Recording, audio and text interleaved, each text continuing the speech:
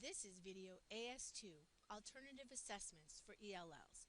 It provides information about types of alternative assessments and how they can be used in classrooms with ELLs.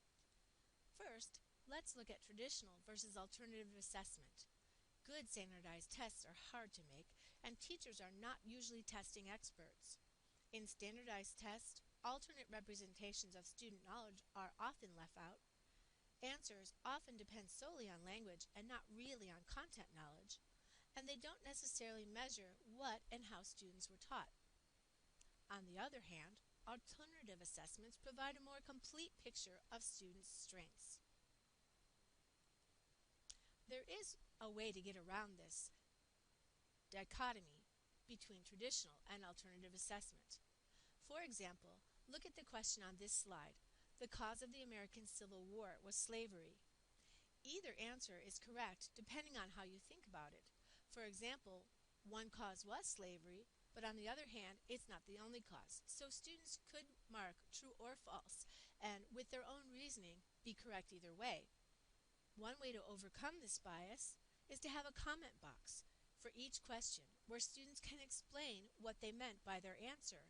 That way, teachers won't be marking questions wrong when students actually have the right content knowledge.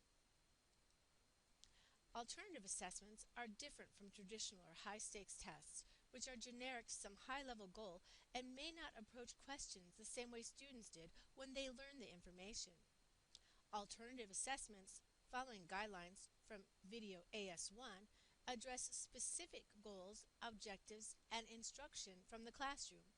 And in addition, teachers can test how they teach.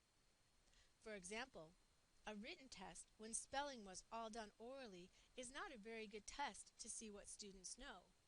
Teachers can make this match.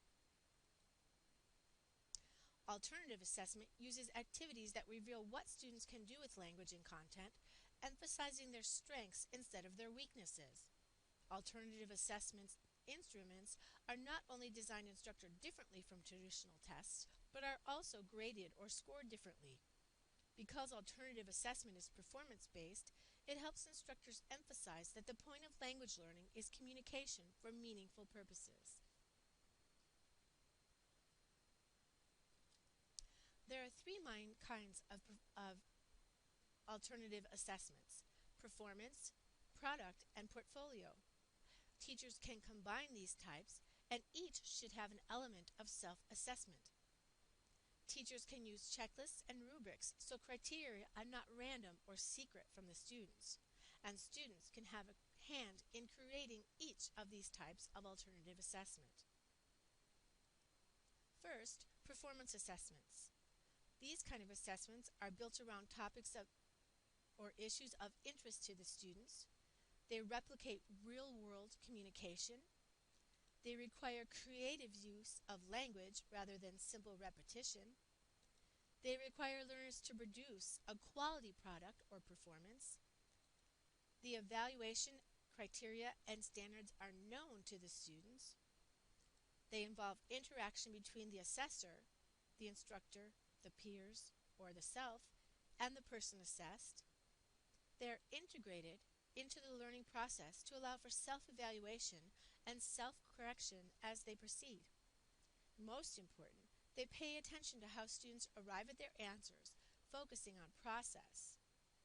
Specific types of performance assessments include role play, retelling, journaling, presenting, creative, developing, and showing. For example, one type of performance assessment category is demonstrations, where students show how something is done. Another type is an experiment, where they test a theory or some other kind of assignment that the teacher gives. Another type of performance assessment is an individualized essay. We want to avoid what's happening in this cartoon.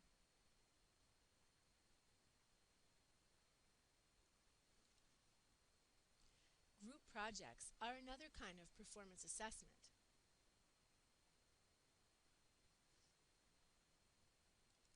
Second are products.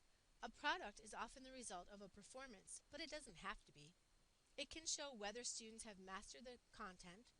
For example, a correctly constructed diorama or a poster drawn to scale can help identify how close to the objective students have come.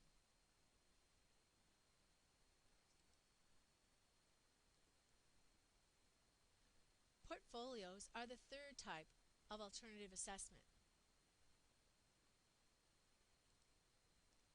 There are three different kinds of portfolios that are the main types. First, a documentation portfolio, a process portfolio, and or a showcase portfolio. These types of portfolios are called different things in different places, but all include a reflection by the student on why each piece is there and what the student thinks about it. The portfolio overall provides an overall idea for parents, students, and teachers how the student is doing, but each piece is also evaluated separately.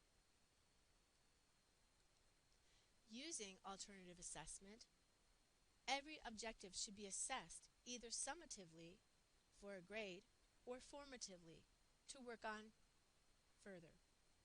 There are myriad ways to assess any objective, but most important is for teachers to test how the topic is taught. Here are some examples. Notice that if the task is a writing task, the assessment is also written.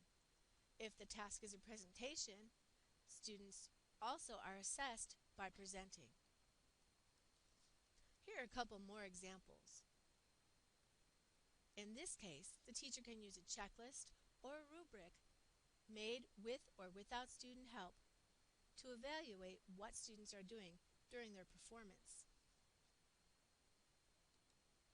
What do you understand from this really poorly spoken video?